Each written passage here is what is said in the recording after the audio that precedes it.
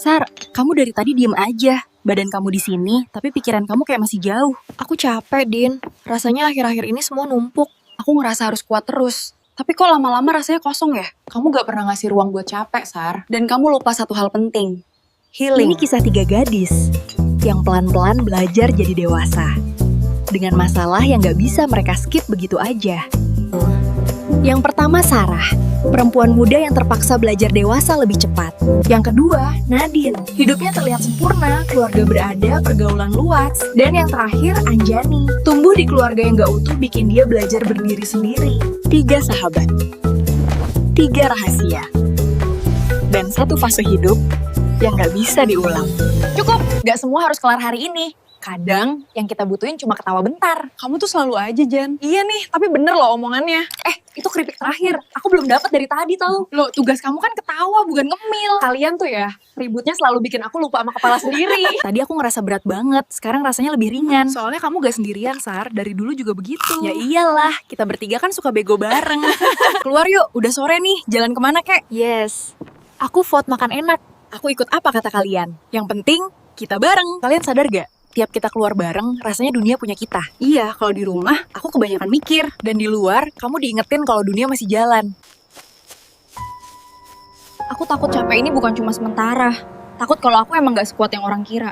Kuat itu bukan gak capek, Sar. Kuat itu tetap jalan walau capek. Kalian kira aku rame karena hidup aku beres? Aku rame karena kalau diem, pikiranku berisik. Lucu ya, kita bertiga beda-beda, tapi sama-sama lagi belajar bertahan. Dan hari ini, kita bertahan bareng. Plus makan enak, itu penting. Udah, yang penting isi perut dulu yuk. Masalah mah gak ada kelarnya, namanya juga hidup. Makasih kalian beneran udah bikin aku tenang. Oke. Sekarang, Sar, ngomong pelan-pelan. Ada apa sebenarnya? Cowok aku ngajak nikah, cepet. Katanya biar hidup lebih jelas. Itu kedengerannya gede banget, Sar. Emang lu udah siap? Masalahnya adikku masih sekolah, biayanya masih banyak. Aku khawatir sama mereka. Berarti ini bukan cuma soal cinta, ini soal tanggung jawab. Kalau menurutku nih Sar, kayaknya kamu harus tenang mutusinnya. Dan ketiga sahabat itu pun bertukar cerita hidup masing-masing.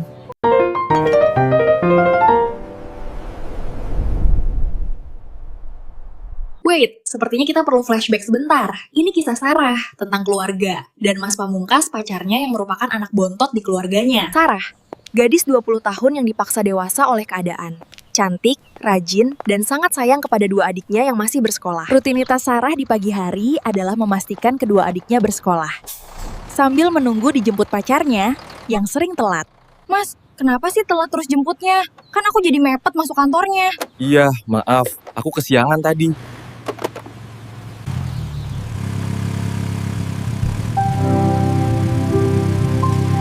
Sayang, pulang kerja nanti kita ngobrol dulu ya. Aku jemput kamu. Emang ada apa, Mas? Kok kayaknya serius?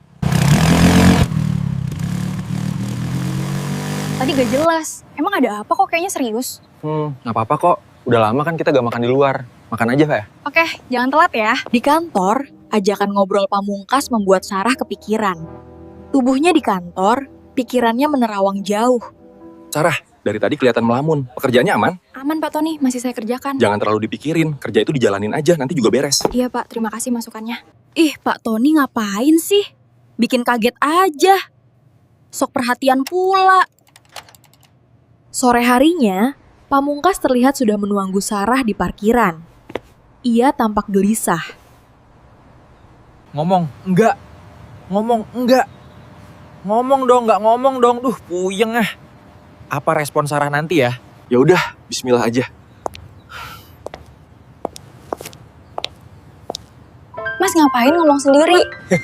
Enak ya tempatnya, sayang. Kamu suka nggak? Mas, kamu kelihatan aneh deh dari tadi. Ada apa sih? Sayang, Dek. Ya pokoknya gitu deh. Mas, kenapa sih? Dari sore kayak mau ujian.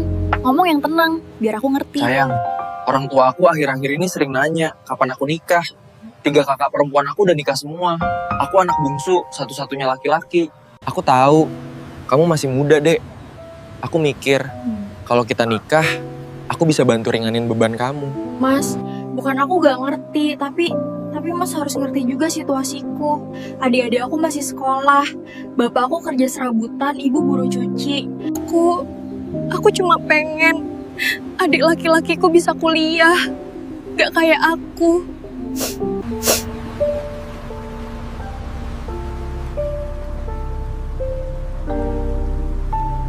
Maaf sayang, maaf.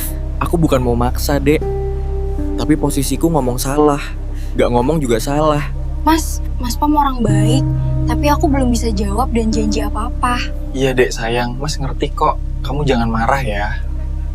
Dan pertemuan itu berakhir tanpa keputusan. Namun masing-masing pulang dengan beban yang mereka bawa sendiri.